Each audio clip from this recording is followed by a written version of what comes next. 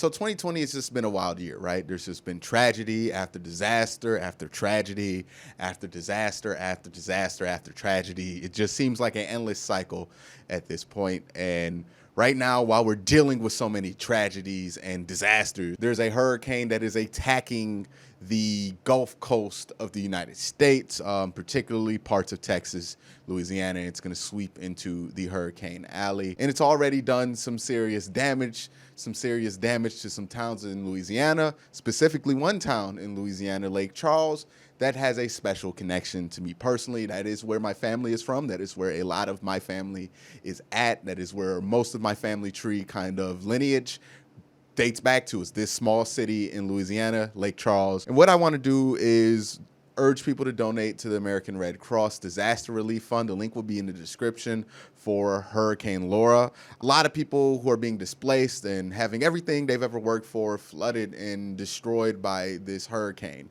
So please, if you have any money to spare, I understand it's trying times, but if you do have some money to spare, please consider donating to the relief fund for Hurricane Laura. And also, I want to apologize if my energy is low today in today's video. It's just, I got a lot going on. I'm feeling the pain of a lot of people right now. I'm not in the greatest of moods or spirits. I've contemplated continuing my coverage this week, but football has always been an escape for me. Talking football has always been an escape for me. The outside world has just been so terrible and full of pain. There's so many people who are hurting. So many people who look like me are hurting for so many different reasons, compounded on top of each other. And so many people who I'm related to are hurting right now due to things out of their control. There is so much pain going on in the outside world that, yes, I do want to take these next 10 minutes and try to forget about everything and talk about football just for 10 minutes, and then I'll go back to addressing the real world. So let's be kind. Let's use this one thing that everybody on this channel has in common, a love for football,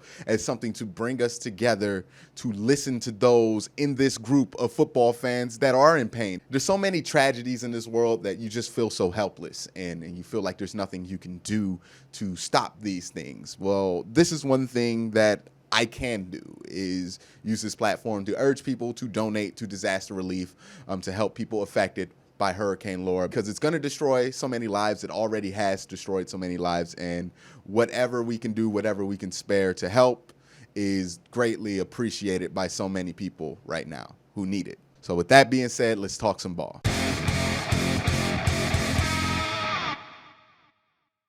So day 10 of Browns camp has happened today, and there's some good news today. There was actually a lot of good news. If you watch my coverage on the last practice they had, wasn't a lot of good news. I was not happy with this team and how they looked, and they looked very sloppy. They looked out of sync. Today was a completely different day. On the injury note, Terrence Mitchell's back. Big deal, especially since Greedy Williams isn't there. Terrence Mitchell is his very good backup. I don't think you miss much with Mitchell's out there. I think he's a really good starting cornerback on this team. David Njoku is back, but not with team drills yet. So, there's a little bit of a process that he has to go before he can get back. And Larry Ogunjobi is back with the team doing team drills. Harrison Bryant still playing with the ones. And there is a position battle. It's not officially announced, but you can tell with how the reps are getting allotted that Peoples-Jones and Higgins are kind of battling for wide receiver 3. So it's nice to see Peoples-Jones, who's had a good camp, kind of get in there and get in the mix to try to get some playing time. But today was a really good day for Rashard Higgins, which we'll get into when we talk about the offense. But let's first start talking about this defense. So again, I've said earlier, when you watch camp, the thing you want to see more than anything is plays. It really doesn't matter who won or lost the day, because that's always hard to gauge, because sometimes the offense can win the day because the defense is just playing terrible and vice versa. But you want to see plays being made. You want to see young players making plays. It's what you want to see in camp. And today, while the defense didn't have the greatest day, the offense did have a good day today. They made plays in some areas that made you feel a little bit better about some areas that were going to be trouble for this Browns team. One area I've been kind of encouraged with what I've seen out of a guy I did not expect to become any type of a deal is Eli Ankou, who he's filling in for Andrew Billings. He's a big defensive tackle, not a ton of experience, but he's been making plays throughout camp. And him and Taki kind of combined to make this play where Ankou tipped this ball and Taki got in the right spot to intercept it. That's what you like to see here. That's good play. out of your defensive tackle that you're going to hope to get into the rotation with no Andrew Billings this year.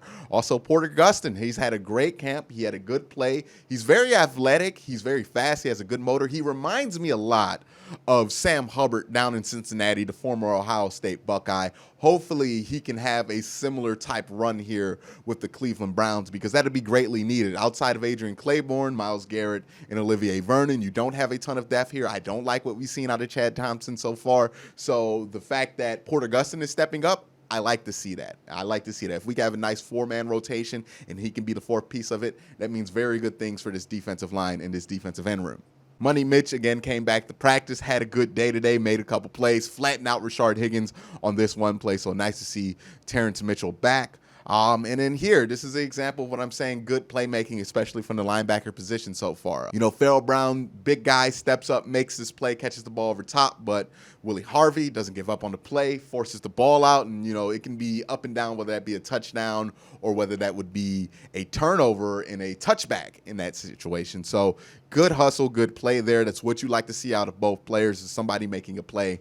And both players made a play. It's just Willie Harvey made more plays than Farrell Brown in that one. So that's good to see here. And also, B.J. Goodson. Hey, I was critical of him coming into camp, but every day I've watched, and so far 10 days into camp, I've been impressed. So I'm happy to see that out of B.J. Goodson. You saw the interception from Taki. The linebacking room seems to be playing well.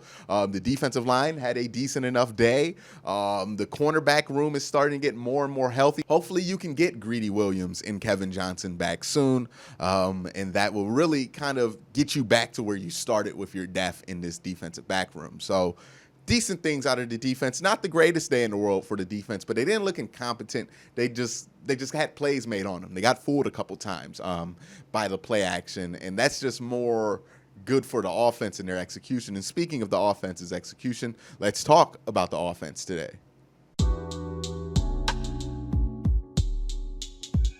So this offense looked pretty good today. Of course, you saw Nick Chubb do his thing, get out, get loose, make some runs, look explosive. Same thing with Kareem Hunt. Those two look ready to go, look explosive. They look like they're going to be a problem for a lot of defenses to stop early on in the season, especially a Baltimore defense that's starting a lot of rookies at the linebacking position and going to be starting somebody who doesn't have a lot of experience at the free safety position. So it's going to be interesting to see how that lines up here once we get to week one.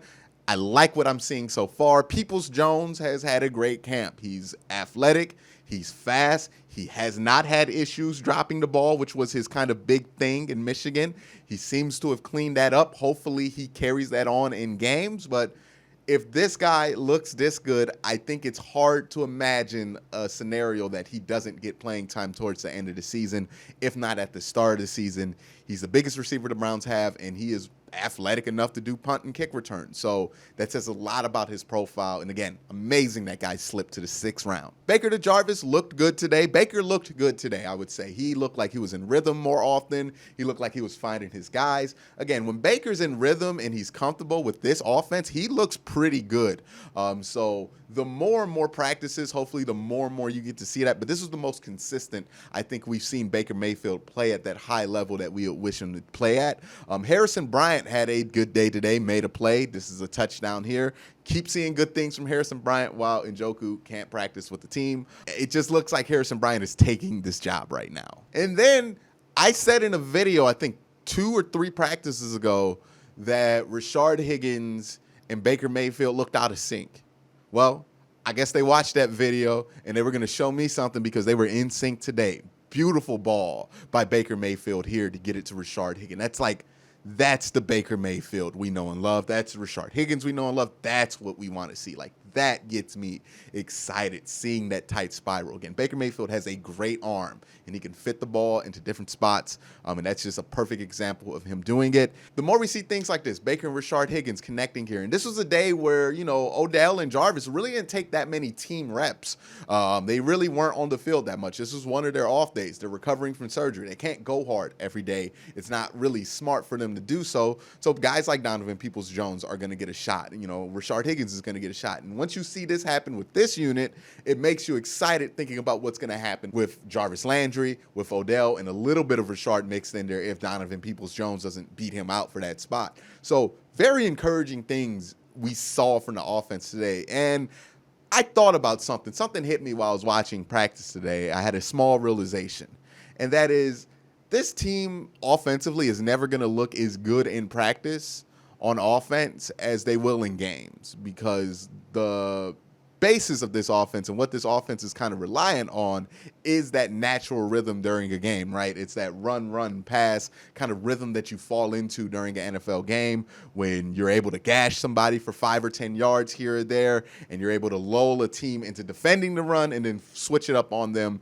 and throw a play action pass. You just don't have that in practice. You don't have that rhythm in practice. And that poses two different questions, one positive and one negative. The one negative question is, how good can this offense be if they're not going to practice being in that rhythm during the offseason? They're not going to have the preseason games to do that. They have not scheduled any scrimmages that would simulate that type of environment. I hope they do sometime soon, because I think that would be critical. But the positive part of that whole scenario is that this offense looks pretty good when they're on the same page in practice. And I think they'll look even better in games. I think they'll be able to surprise more often in games, because just in practice, it's not a situation where you're going to really be thrown off guard by a play action pass. They're not really calling plays like it's an actual game. So that's going to be something that's interesting to gauge. It's something to keep your eye on. I have to dig back and see how good this offense looked in 2014 when Kyle Shanahan was here running a similar offense, like what the reports were about it. I think this offense is going to look much better in actual games than in practice, because I think that rhythm of the game, that ability to run 5-6 plays in a row and then go play action, is just kind of pivotal to the success of this offense.